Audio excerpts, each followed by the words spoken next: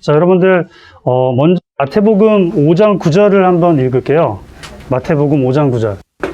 자, 마태복음 5장 9절. 핸드폰도 상관없으니까 펴서 읽을게요. 자, 다시 읽겠습니다. 시작. 화평하게 하는 자는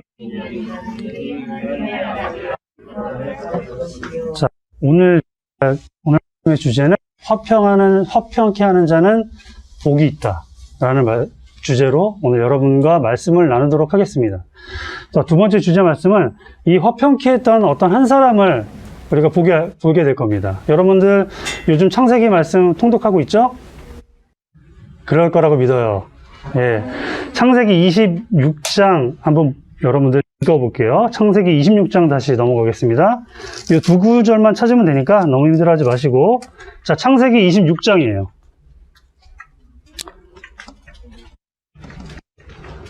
자, 창세기 26장 20절부터 22절까지 읽도록 하겠습니다. 자, 여학생, 남학생, 그리고 전체.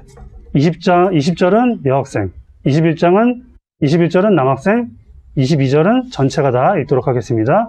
자, 그럼 여학생부터 시작.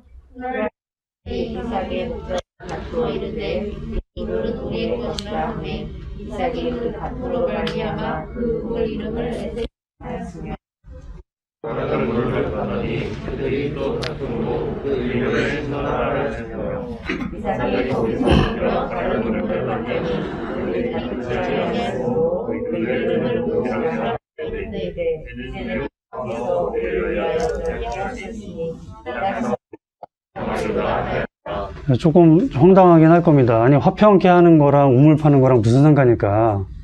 라고 의아해 할 분이 있어요. 그래서 여러분들에게 여정에 대해서 짧게 얘기하고 이 우물이 가져다주는 당시의 의미, 그리고 지금의 우물에 해당하는 게 무엇일까 생각하고 어떻게 이삭이 화평케 하는 사람이 되었을까 라는 걸 한번 좀 현대적 조차를 좀 해보고 싶습니다. 여러분, 이삭이 지금 우물을 열심히 파고 있잖아요. 근데 우물을 열심히 팠던 이유가 있어요. 자, 여기 보면 여러분, 이삭이 우물에 따른 이동, 그림 잘 그렸죠? 제가 찾았어요. 제가 원하는 그림이었는데 누가 잘 그려놨습니다. 이게 우물이 뭐냐 하면 이삭이 살던 곳에서 기근이 생겼습니다. 항상 그 성경의 어떤 창세기나 특히 이제 창세기, 모세오경, 그리고 역사서를 보면 항상 성경에 어떤 사건이 발생하고 그리고 발생한 사건에 대해서 사람들의 특징이 나와요. 이런 것들을 되게 잘 보셔야 됩니다. 여기도 갑자기 26장 시작하면서 기근이 있어서 이삭이 땅으로 어디로 이동을 하게 됩니다. 이동을 하게 되는데 어디로 이동을 하냐? 부엘라 헤로이라는 곳에서 그랄, 곧 아비멜렉이 통치하는 가나안 땅으로 이동을 하게 됩니다. 근데 거기서 100배나 넘는 수확을 하게 돼요. 100배나 넘는 게 참 이해가 안 되긴 하지만 쌀1가마니 나오는 데서 100가마니 나왔다는 얘기겠죠? 대박이 난 거죠. 근데 갑자기 추방을 당합니다. 이 아비멜렉이 그 그랄 지역을 다스리던 블레셋의 이름이라고 생각하면 돼요. 근데 너무나 시기가 났는지 이삭을 쫓아내요. 쫓아내서 이삭은 그랄 골짜기라는 곳에서 우물을 팠고, 근데 그 팔 때마다 블레셋 사람들이 와서 빼앗아 가는 거예요. 두 번째부터 빼앗고요. 세 번째 우물을 팠을 때는 그 우물을 더 이상 그들이 관여하지 않아요. 갑자기. 끝까지 뺏어야 되는데. 그런데 갑자기, 그래서 이제 그랄에서 떠나서 이제 브엘세바로 이삭이 이동을 하게 됩니다. 근데 아비멜렉이 갑자기 와서 화친을 맺자고 합니다. 이유 없이. 여러분들, 자기가 원수신 사람 있죠? 되게 싫어하는 사람, 나랑 싸웠던 사람, 나를 쫓아낸 사람, 나를 모함한 사람이 아무 이유 없이 나한테 와서 미안해, 내가 잘못했어, 우리 싸우지 말자. 되게 황당한 거죠. 이삭도 어때요, 여러분? 갑자기 쫓아내는 건 언제고, 그리고 자기 사람 시켜서 막 우물도 뺏고 했던 사람이 갑자기 와가지고 화친을 맺재요. 너무 황당하죠? 혹시 이 부분을 어디서 들었거나 원인을 아시는 분이 있나요? 이거 퀴즈입니다. 이거 제가 공짜 살게요. 이거 맞추는 사람에게 지금 한 두 분한테만 받을게요. 왜 아비멜렉이 이삭에게 화친을 요청했을까요? 부탁했어요. 우리 서로 불가침 조약을 맺어서 싸우지 말자. 이러면 안 되는데. 네. 아브라함 때도 맞아. 건드리다가 사라. 그래서 내려갔는데 알고 보니까 그게 아브라함의 아내였다는 걸 알고 벌 받게 되는 게 두려워가지고. 벌 받게 되게 두려워서. 근데 왜 쫓아내고 두 번씩 우물을 빼앗았을까요, 그럼? 자, 비슷하게 설명했지만 조금 아쉽습니다. 예양이. 나와 있는 거 이상하네요. 없어요. 그들이 이르되 여호와께서 너와 함께 계시면 우리가 분명히 구하시는 우리 사이에 우리가 너와 사이에 정확히 정답이에요. 저게. 공차 다음 주에 이번 주에 내가 공차 쏘겠습니다. 자, 혼자 가기 뻘쭘하면 친한 사람 한 명 같이 데려가도록 하시죠. 네. 자, 여러분 이게 성경을 보면 성경에는 아주 친절하게 답을 다 써져 있어요. 웬만하면. 그 한 단락이 끝나기 전에 그 이유를 친절하게 설명하거든요. 왜 아비멜렉이 화친을 맺게 했는지. 근데 그 이유가 뭐라고요? 예양아? 크게 한번. 여호와께서 너와 함께 계시면 그치. 여러분들 갑자기 우물밖에 판 게 없는데 여호와께서 너와 함께 계시다라는 걸 아비멜렉이 깨달았어요. 자, 이걸 설명해 줄게요. 당시에 우물의 의미. 자, 6장 22절에 보면 우물을 팠을 때 이삭이 뭐라고 얘기했냐면 6장 22절에 볼게요. 이 땅에서 우리가 번성하리로다 하였더라. 즉, 이 당시 이스라엘 지역은 건기 지역이에요. 하늘에서 내려온 비가 없으면, 오아시스가 없으면, 또는 우물이 없으면 사람이 살 수가 없는 땅입니다. 그러니까 마을과 도시는 이 우물과 강과 오아시스를 통해서만 형성될 수밖에 없어요. 그리고 그 문명의 발상지들은 다 어떻게, 뭐 옆에 있어요? 큰 강을 끼고 있죠? 물은 곧 생명인데, 일반적인 땅에서도, 우리나라 같이 강수량이 풍부한 나라에서도 물이 되게 중요한데, 이스라엘처럼 사막과 같은 곳에서의 물은 어떤 의미일까요? 그 물을 차지하지 못하냐는 생명의 문제예요. 그리고 권력의 문제예요. 이것을 빼앗기면 권력에서 밀려나는 겁니다. 지금도 어때요, 여러분들? 큰 강을 끼고 있는 곳에 뭐가 자리에 잡죠? 교육과 사업, 산업, 정치 모두가 다 집중하죠? 좋은 학군들이 다 이게 물 좋은 곳에 있잖아요. 물이 좋다고 하잖아요, 우리는. 마찬가지예요. 항상 물의 근원이 있는 곳에는 무엇이든지 다 집중돼 있어요. 근데 이삭이 있었던 그 아비멜렉이 살았던, 그리고 그 블레셋 사람들이 있었던 그 땅도 마찬가지였어요. 그 물은 생명이었고 산업이었고 자신의 삶의 미래이기 때문에 이것을 누구에게 뺏긴다라는 것은 자기가 권력에서 밀려난다는 것도 의미합니다. 자, 근데 아비멜렉의 땅에서 누구의 우물이었겠어요? 이삭이 거기서 100배의 수확을 얻었잖아요. 즉 아비멜렉의 우물을 썼겠죠. 그 우물을 써서 100배가 났으니 아비멜렉이 어떤 생각이 들었어요? 아이고 참 많이 벌었네. 세금이나 많이 뜯어먹어야지. 제가 생각했을 때 고대 근동의 권력이나 힘의 어떤 관계를 생각했을 때 강력한 부를 축적한 사람이 나타난다는 건 결국 자기의 권력에 위협이 되는 사람이겠죠? 그럼 아이고 계속 잘 벌어라 이렇게 했을 수 있을까요? 아니에요. 쫓아내는 거예요. 쫓아내서 그 사람이 망해야죠. 왜냐하면 돈이 많으면 그 돈으로 용병을 살 수 있고 용병을 사서 다 쳐들어올 수 있잖아. 아마 그래서 쫓아내지 않았을까요? 근데 그래서 이제 이삭이 그랄 골짜기라는 곳으로 좀 이동합니다. 약간 이동했죠? 도망가가지고 그랄 잠깐 밑으로 내려갔어요. 거기서 우물을 팠는데 우물 팔 때마다 빼서. 자, 근데 여러분 여기서 힌트. 우물을 빼앗다라고 하면 여러분들 뺏길 것 같아요? 어떨 것 같아요? 우물 되게 중요하다고 얘기했죠? 근데 그 중요한 정도가 어느 정도냐면 그 아브라함의 우물이라는 게 있는데 다 옆에 한 슬라이드 한번 보시겠어요? 우물 사진? 이게 뭐 아브라함의 우물이겠어요. 그냥 어디서 대충 보고 낸 거겠죠. 그렇죠? 근데 이런 우물 보면 여러분들 엄청나게 그냥 우물 생각하면 우리 사극이나 이런 데 보면 우물 막 보면 그냥 대충 물 떠다가 마시고 하잖아요. 근데 여기 보면 나무 봐요. 무지하게 두껍죠? 왜 이렇게 우물 하나 이렇게 나무를 두껍게 쓸까요? 어? 쓰러져. 그러니까 굳이 지붕을 왜 만들었을까요? 덮으면 되잖아. 이유가 있어요. 왜냐하면 이스라엘에 있는 우물들의 깊이가 이 아브라함의 우물이라는 곳의 깊이가 70m예요. 근데 이거는 그냥 평균적인 우물이고 그랄 지역에서 발견된 우물들은 150m, 200m짜리가 발견됐어요. 엄청나죠? 이렇게 두꺼울 수밖에 없는 거예요. 물을 한번 뜨려면 밧줄이 150m짜리 우물이면 밧줄은 160m가 돼야겠죠? 여러분들 성경에 기록된 많은 어떤 사건 중에 우물에 관한 에피소드가 많아요. 근데 남자들이 와가지고 맨날 여자들한테 물 떠달라고 하잖아요. 근데 이제 이해가 안 갔거든. 아니, 왜 계속 물을 자기가 떠먹지. 우리나라 사극 보면은 이게 물 길러 먹잖아요. 160m짜리 밧줄이 있어야 돼. 만약에 우물이 그렇다고 하면. 그 여행하면서 160m짜리 밧줄 메고 가다가 물 한 잔 떠먹지는 않잖아요.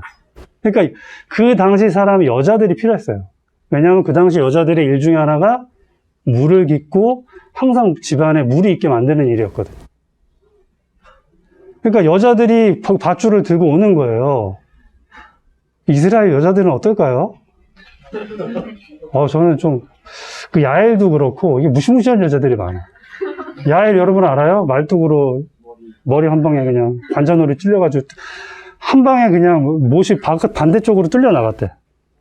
이게 장난 아닌 거예요. 그리고 이스라엘 여자들은 텐트를 쳤어요. 얼마나 망치질을 잘했을까. 그리고 이 사건 전에 무시무시한 일이 있는데 저는 그 아름답게 보지 않아요.